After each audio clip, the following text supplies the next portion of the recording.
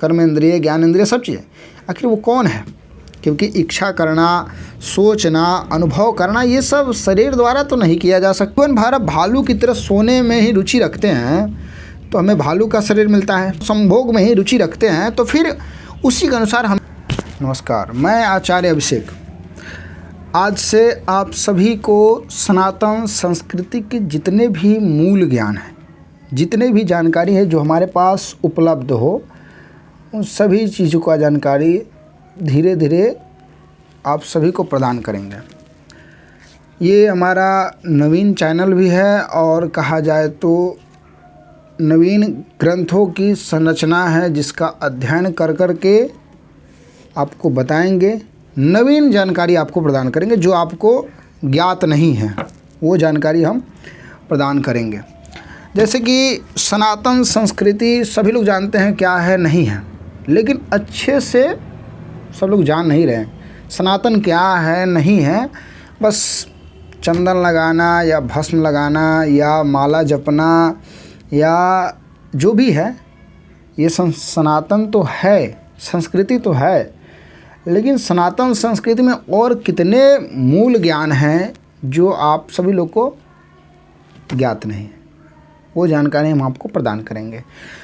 तो सनातन संस्कृति की जितने भी महत्वपूर्ण जानकारी है, हमारे पास एक पुस्तक है, छोटी सी पुस्तक है, उसमें थोड़ा बहुत है, पूर्ण रूप से नहीं कह सकते, नहीं थोड़ा बहुत है, लेकिन पूर्ण रूप से ज्ञान हम आपको प्राप्त कराएंगे और आपको जानकारी देंगे। एक पुस्तक में सनातन नहीं है, सनातन बहुत सारे पुस्तकों में है, तो सभी पुस्तकों का जानकारी और उस पुस्तकों के बारे में भी हम आपको बताएंगे। जैसे कि कहा गया है कि वेद जो ग्रंथ है, वेद से ही सभी जितने भी धर्मशास्त्र है सब प्रतिपादित हुआ है। तो वेद का जो नेत्र है, जो आँख है, वो है ज्योतिष शास्त्र, तो आपको ज्योतिष शास्त्र की भी जानकारी होगी। वेद का जो कान है वो है व्याकरण, तो आपको व्याकरण से भी किंचित मात्र जानकारी अवश्य होगी। व्याकरण क्या है, कैसे उत्पत्ति है, ये सब की जानकारी बिल्कुल मिलेगी। तो छंदा पादौ तो वेदस्य हस्तो कल्पोत पठ्यते, उसी तरह कल्पशास्त्र हो गया, छंदा पादौ तो वेदस्य छंद शास्त्र हो गया। तो जितने भी शास्त्र, जितने भी पुराण हैं, सबकी थोड़ा निचोड़ करके आपको पूरा विशेष रूप से बताएंगे ताकि उस चीज़ को आप जान सकें। ये आपको पूरा कहा जाए भारतवर्ष से लेकर के पूरा वर्ल्ड में एक ऐसा चैनल इसको हम बनाने का प्रयास करेंगे जिसमें सनातन संस्कृति के सभी मूल ज्ञान, सभी हिंदू संस्कृति के जितना भी ज्ञान है, सब इसमें बटोर कर रख सके। प्रयास करेंगे अगर हमसे हो या अन्य लोगों से, सभी लोग को सम्मिलित करके पूरा जानकारी आपको प्रदान करें, ताकि कोई भी एक अंश मात्र जानकारी जो हो कहीं बचा न रह जाए। आप सनातन को एक अच्छे तरीके से जान जाएंगे तो आने वाले भविष्य में अपने जैसे बाल गोपाल हो गए इत्यादि, जो भी बाल बच्चे हो या भविष्य में जो छात्र होंगे, उनको ये जानकारी मिल सके। क्योंकि आप जैसे देख सकते हैं आजकल धीरे धीरे सनातन तो समाप्त नहीं होता है, क्योंकि संस्कृति धीरे धीरे थोड़ा बहुत मतलब कम हो रही है, लेकिन कम तो नहीं होने देंगे। प्रयास करेंगे जितना हो सके उतना आगे बढ़े, उतना आगे जाए। तो हम सनातन संस्कृति के मूल ज्ञान, ये ऐसा ज्ञान है, या तो आपको गुरु के पास प्राप्त होगा या फिर इस ग्रंथ से प्राप्त होगा, या आपको बहुत सारे ग्रंथ पढ़ना पड़ेगा तब प्राप्त होगा। तो हम प्रयास करेंगे आप बहुत सारे ग्रंथों क्या पढ़ेंगे, आप हमारे इस वीडियो को भी अगर देखते हैं तो उस चीज़ की जानकारी प्राप्त होगा। तो आपको जो ऑप्शन हो आप कर सकते हैं। प्रयास करेंगे कि आप सनातन संस्कृति को एक अच्छे से जानें, और हमारा उद्देश्य यही रहेगा कि आप इस चीज़ को जानेंगे तो आप अपने भविष्य से लेकर के हर चीज़ को आप जान सकेंगे।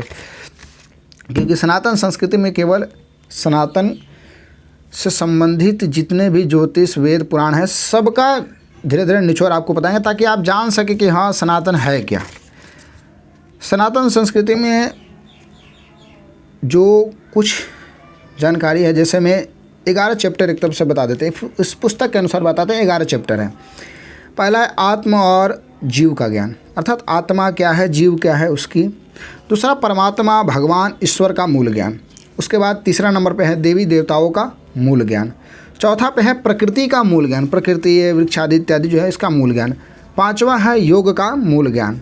छठा है धर्म का मूल ज्ञान। सातवां है कर्म का मूल ज्ञान। आठवां है ब्रह्मांड का मूल ज्ञान। 9वां है समय काल का मूल ज्ञान।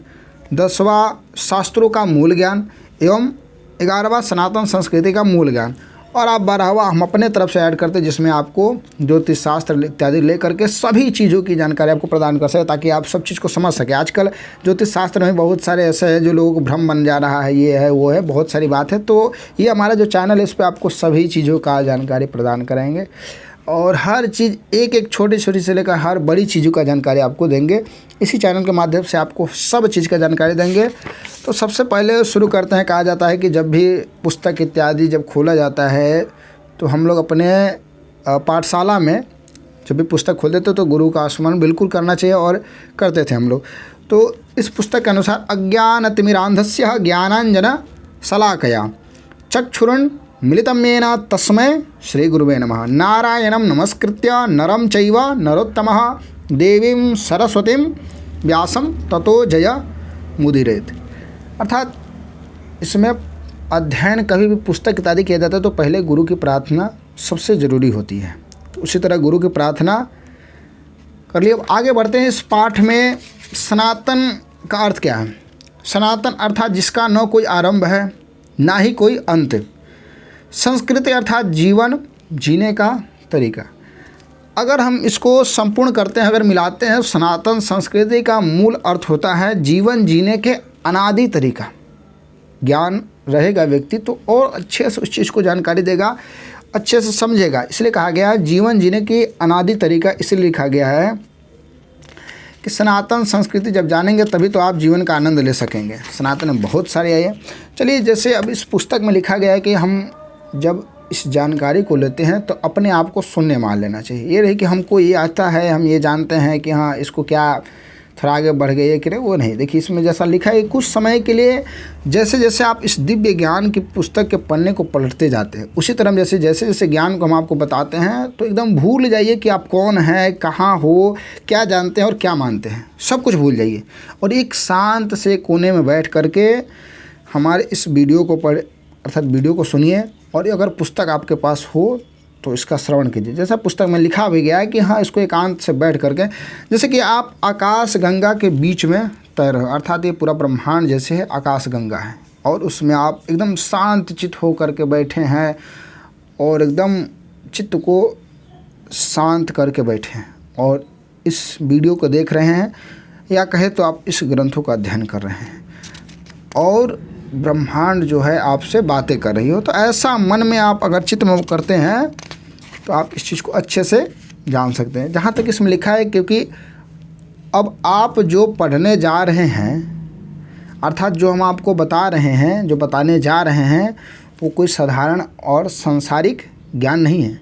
हो सकता है आपने इसके बारे में और कुछ पढ़ा हो, कुछ सुना हो और शायद औरों को इसके बारे में बताया भी हो, लेकिन आज कुछ समय के लिए सब भूल जाइए, सब जानिए, माने कि आप शून्य हैं, एकदम शून्य हो गए हैं।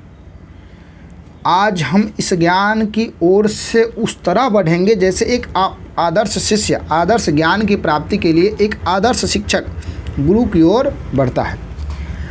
अपने आप को संपूर्णतः मूर्ख समझ करके जो स्वीकार करता है कि वो कुछ नहीं जानता है और जो अपने मन को एक कोरा कागज़ बना करके समर्पित कर देता है जिस पर कुछ भी पहले से लिखा ना हो, अर्थात मन को पूरा अगर खाली करके आप जब पढ़ेंगे, खाली करके एकदम ऐसे शांत चित्त बैठ गए एकदम शांति भाव से कि हम कुछ नहीं जानते, हम एकदम अज्ञान हैं। तो क्योंकि अब देखिए, जब बाल्टी में पानी जब रखा जाएगा, पानी भरा रहेगा और ऊपर से आप पानी भरेंगे तो पानी तो ऊपर गिर जाएगा। इसी तरह कहा कि एकदम शांत चित्त मतलब आप भूल जाइए, जब पानी उसमें से कम करेंगे तब ना उसमें डालेंगे तो वो पूरा पूर्ण हो जाएगा। तो उसी तरह कहा गया कि समझिए कि आज हम सिर्फ ज्ञान लेंगे नहीं, परंतु हम उस पर विचार विमर्श करेंगे। जानकारी तो हमारे पास है लेकिन उस पर विचार कभी नहीं करते हैं। हमारे पास जानकारी है, कुछ ये है वो है, बस उसको कभी गहन कीजिए, जो हम कभी नहीं करते हैं। आगे बढ़ते हैं, परंतु आज हम फिर से अपने जीवन को माने एक तरफ से शुरुआत करें। हम सनातन को जान रहे हैं। आपका जन्म सनातन धर्म में हुआ है और आप सनातन को नहीं जानेंगे, ये सबसे बड़ा धिक्कार है। तो सबसे बड़ा ज़रूरी है कि आप जानिए क्या है सनातन। और हम इसीलिए बैठे हैं, मेरा नाम आचार्य अभिषेक है, मैं इसीलिए बैठा हूँ कि आप इस चीज़ को जान सकें। हमारा कर्तव्य है कि आप इस चीज़ को जानिए। आपका जब जन्म सनातन में हुआ है और आप सनातन धर्म को नहीं जानेंगे तो ऐसा तो धिक्कार है आपके ऊपर। आपके पास अगर 15-20 मिनट जो टाइमिंग वीडियो में लग जाए, हम ये नहीं देख रहे हैं कि हम कितना टाइम लग रहा है, कितना समय लग रहा है, लेकिन जो समय लगे आप थोड़ा थोड़ा करके अगर इस चीज़ को जानेंगे, आपके पास अगर इतना भी समय नहीं है कि हम सनातन को जान सके, तो धिक्कार है, ऐसे क्या जन्म लेना सनातन धर्म में। सनातन आपके एक तो भाग्य से मिला है, माने भाग्य से मिला है, सौभाग्य से मिला है, और उसमें भी आप नहीं जानते। सबसे पहले हम चलते हैं आत्मा और जीव का शुरुआत करते हैं। चैप्टर 1 आपका प्रथम आत्मा और जीव है। तो हम आत्मा की बात करते हैं। कहा गया है कि आत्मज्ञान ज्ञान जो सुनने में एकदम सरल लगता है, लेकिन समझने में उतना ही गहरा है। इसी ज्ञान के साक्षात्कार से महान ऋषियों ने बड़ी बड़ी शक्तियाँ, सिद्धियाँ और उच्चतम लोकों को प्राप्त किया है, तथा इसी ज्ञान से ही उन्होंने जीवन के सर्वोच्च लक्ष्य को प्राप्त किया है। ये ज्ञान तब शुरू होता है जब हम भौतिक तत्व और आत्मा तत्व के बीच के अंतर को समझने लगते हैं। तभी हमें ये स्पष्ट होने लगता है कि हम ये शरीर नहीं, हम ये आत्मा है। अब जैसे मान लीजिए आप घाट पर चल गए, ऐसे शांत चित्त बैठ गए, तो आपके अंदर बहुत सारे ख्याल आने लगेंगे। जैसे मणिकर्णिका घाट हो गया काशी का, तो आप अगर वहाँ बैठ जाएंगे शांत चित्त से, तो जितने भी मन में विचार आने लगते हैं, जो आपके मन में पहले से विचार ऐड होता है, वो सब समाप्त होकर दूसरा नए विचार उत्पन्न हो कि आखिर क्या है जीवन का रहस्य। बताइए, आज व्यक्ति यहाँ पे चल गया, कुछ बचा? केवल राख। तो आत्मा वही है। चलिए आगे बताएंगे आपको, धीरे धीरे सब जानकारी होगा। कहा गया है कि अहम ब्रह्मास्मि, मैं एक शाश्वत आत्मा हूँ। हमारा शरीर एक वाहन की तरह है, जिसमें हम जीवात्मा एक वाहन चालक की तरह बैठे हैं। अब देखिए, अब ये पढ़कर हम ये सोचना शुरू कर देंगे कि अरे हाँ, मुझे ये बात पता है, हम ये शरीर नहीं, हम आत्मा है, आत्मा शरीर बदलती रहती है, आत्मा शाश्वत है, वगैरह वगैरह। अरे प्रभु, हम समझ रहे हैं आपके अंदर ये सब बात अभी आएगा कि हाँ ये तो सब जानते हैं, कुछ नया बताओ, ऐसा मन में आपके आएगा। लेकिन हम बता रहे हैं, सुनिए। और वैसे भी और आपके मन में भी ऐसा आएगा कि हम इस ज्ञान पर कभी विचार ही नहीं करते और फिर हमारे सांसारिक दिनचर्या में वापस लौट जाते हैं। तो कभी चिंतन कीजिएगा, तभी तो आप जानेंगे। आप तो जानेंगे मैं पूर्ण ब्रह्मा हो गया हूँ, मुझे तो सब जानकारी प्राप्त है, परंतु आज नहीं तो कब। आगे बढ़ते हैं। सोचिए कि आपका शरीर कितना भी सुंदर, तंदुरुस्त, मोटा, पतला, स्वस्थ, रोगी, युवा या वृद्ध हो, आखिर मैं तो एक जटिल यंत्र के सिवा और कुछ नहीं है। वो तो एक जटिल यंत्र है, आज है कल को गति शोकों वाला हाल हो जाएगा। कहा गया है कि जो इंद्रिय है, भागवत गीता में भी 18वें अध्याय का 61वां श्लोक है, इसमें इंद्रियों का वर्णन है। कहा गया है जो इंद्रिय 11 इंद्रियों से बना है हमारा शरीर। सबसे पहले 5 ज्ञान इंद्रिय है, 5 कर्म इंद्रिय है, 1 उभय इंद्रिय है। 5 ज्ञान इंद्रियों के माध्यम से हमारा शरीर सूचना के रूप में जानकारी प्राप्त करता है। पहला आँखों से देखना, दूसरा कानों से आवाज़ सुनना, तीसरा नाकों से गंध, चौथा जीभ से स्वाद तथा त्वचा से स्पर्श करना। ये 5 ज्ञानेंद्रिय, इस जानकारी के उपयोग से हमारा शरीर क्रिया करता है और 5 कर्मेंद्रिय के माध्यम से कार्य पूरा करता है। हाथ, पैर, मुंह, जननांग, मलाशय, इन सभी को संचालित करती है 11वीं उभयेंद्रिय। इसलिए हमारे इस यंत्र जैसे शरीर का मुख्य कार्य क्या है? ज्ञानेंद्रियों से जानकारी लेना, उभयेंद्रियों से उस जानकारी का संचालन करना और कर्मेंद्रिय से अपना कार्य पूरा करना। लेकिन वो क्या है? ये जो सब करने की इच्छा करता है और सोचता है और उसका अनुभव करता है, ये तो आपके इसके अलावा भी है, अनुभव करता है। या फिर ये पूछे कि वो कौन है जो इच्छा करता है, वह सोचता है और इन सब का अनुभव करता है, कर्मेंद्रिय, ज्ञानेंद्रिय, सब चीज़ें। आखिर वो कौन है? क्योंकि इच्छा करना, सोचना, अनुभव करना, ये सब शरीर द्वारा तो नहीं किया जा सकता। कौन है ये सब कुछ कोई और ही तो करता है। और वो कोई और है कौन? आत्मा, जीव, ब्रह्म। इसलिए कहा गया अहम ब्रह्मास्मि, मैं एक आत्मा हूँ। ये खाना पीना सोना ये तो एक आम है, लेकिन ये सब जो कर रहा है, जो संचालित करे, कौन है? ये आपका आत्मा है, आपका जीव। सभी एक जीव हैं। तो हम जीवात्मा जब इस भौतिक संसार में आते हैं तो इस भौतिक शरीर को अपनाते हैं, जो कि प्रकृति के 5 प्राथमिक तत्वों, 5 महाभूतों से बनी है। कौन कौन से हैं? जो कहा गया है आप रामचरितमानस जब आप अध्ययन करते हैं उसमें भी कहा गया पंच रहित यह अधम शरीरा। तो उसी तरह से मैं स्पष्ट धरती जल अग्नि वायु आकाश, परंतु इस भौतिक शरीर के उपरांत हमारा एक शरीर, एक और शरीर है जिसे हम जहाँ भी जाते हैं लेकर जाते हैं। मृत्यु के बाद भी बता रहे हैं, वही हमारी आत्मा है जिसे हम सभी जगह ले जाते हैं। वो शरीर इन 5 स्थूल तत्वों से नहीं बल्कि केवल 3 सूक्ष्म तत्वों से बना है। ये बात तो आप जान नहीं रहे थे, आप तो केवल कहे जैसे मिट्टी, आकाश, जल, वायु इटीसी जो है एक्सेट्रा आप जो बोलते हैं, लेकिन वो 3 वैसा चीज़ जो मृत्यु के बाद भी आपको लेकर चलता है। कौन कौन सा है? मन, बुद्धि, मिथ्या, अहंकार। ये 3 है जो हमारे स्थूल सूक्ष्म तत्वों से बना है। अब यहाँ शुरू करते हैं जीवन का वास्तविक खेल। क्या है वास्तविक खेल? हम हमारे विचारों, इच्छाओं और कर्मों से हमारे सूक्ष्म शरीर को आकार देते हैं और वो सूक्ष्म शरीर हमारे स्थूल भौतिक शरीर को आकार देता है। उदाहरण के लिए यदि हमारे विचार अस्वस्थ और अनियंत्रित हैं तो हमारे कर्म भी अस्वस्थ और अनियंत्रित हो जाते हैं, जिससे हमारा शरीर भी अस्वस्थ और अनियंत्रित हो जाता है। लेकिन यदि हमारे विचार स्वस्थ और नियंत्रित हैं तब हमारे कर्म भी स्वस्थ और नियंत्रित होंगे, जिससे हमारा शरीर भी स्वस्थ और नियंत्रित रहता है। और ज़्यादातर समय इनकी वजह से हमारे आसपास का वातावरण, हमारे संबंध भी शुद्ध, स्वस्थ और नियंत्रित बनते हैं। और समझिए कि ये तथ्य मात्र हमारी रोजिंदा आदतों तक ही सीमित नहीं है, ये तथ्य जीवन और मृत्यु के परे भी लागू होता है। आइए समझते हैं। तो भगवान ने ये भौतिक संसार इसलिए बनाया क्योंकि हम जीवात्माएं हमारी निजी इच्छाओं को पूरी करना चाहते हैं। इसलिए अपने पूरे जीवन के दौरान हमने अपनी इच्छाओं को जैसा भी आकार दिया, उन इच्छाओं को पूरा करने के लिए हमें जो भी शरीर सबसे उपयुक्त है, हमें वो शरीर अगले जन्म में मिलता है। उदाहरण के लिए यदि हम जीवन भर भालू की तरह सोने में ही रुचि रखते हैं तो हमें भालू का शरीर मिलता है, जिससे हम ज़्यादा समय तक सो सकते हैं और अपनी सोने की इच्छा को और अच्छे से पूरा कर सकते हैं। अगर हम भेड़िए की तरह मांस खाने में ही रुचि रखते हैं तो हमें भेड़िए या कुत्ते का शरीर मिलता है, जो मांस खाने की हमारी इच्छा को पूरा करने के लिए उपयुक्त है। और यदि हमारे पूरे जीवन में संभोग और संभोग में ही रुचि रखते हैं तो फिर उसी के अनुसार हमें सूअर या कबूतर का शरीर मिलता है, जो कि हमेशा संभोग में रत रहते हैं, जहाँ वो जीव प्रतिदिन 50 से 60 बार संभोग कर सकता है और अपनी यौन इच्छाओं को पूरा कर सकता है, जो इस मानव शरीर में संभव नहीं है। आगे बढ़ते हैं।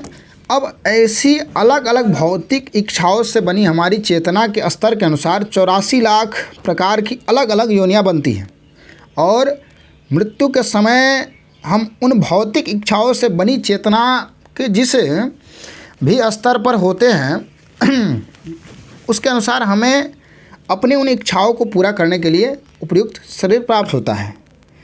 काफ़ी गर्मी बन रहा है और अभी गर्मी का मौसम चल भी रहा है, तो इस चैप्टर को थोड़ा और है, इसको भी क्लियर कर दिया जाएगा, परमात्मा तक जाया जाएगा। तो जैसे और मृत्यु के समय हम उन भौतिक इच्छाओं से बनी चेतना के जिस स्तर पर होते हैं उसके अनुसार हमें अपने उन इच्छाओं को पूरा करने के लिए उपयुक्त शरीर प्राप्त है। जैसा कि पद्म पुराण में कहता है कि जलजा 9 लक्षाणी, 9 लाख जलीय योनियाँ हैं, स्थावर लक्ष विंशति अर्थात 20 लाख पेड़ और पौधे की योनियाँ हैं, कृमयो रुद्र संख्य का 11 लाख सरीसृप की योनियाँ हैं, पक्षिणाम 10 लक्षणम 10 लाख पक्षी की योनियाँ हैं, 63 लक्षाणि पशवः 30 लाख स्थलीय पशु की योनियाँ हैं, 4 लक्षाणि मानव और 4 लाख मनुष्य अर्थात मानव प्रजाति की योनियाँ हैं, जिसमें आप देवता, राक्षस, दैत्य, गंधर्व, किन्नर, चित्त, चरण, यक्ष सभी समर्पित हैं। और ये सभी रूप हमारी अपनी इच्छाओं से ही जन्म लेते हैं। हम जो भी इच्छाएं बनाते हैं, जैसे भी चेतना विकसित करते हैं, उसी से हम अपने शरीर की रचना करके हमारे जन्म और मृत्यु की अनंत यात्रा जारी रखते हैं।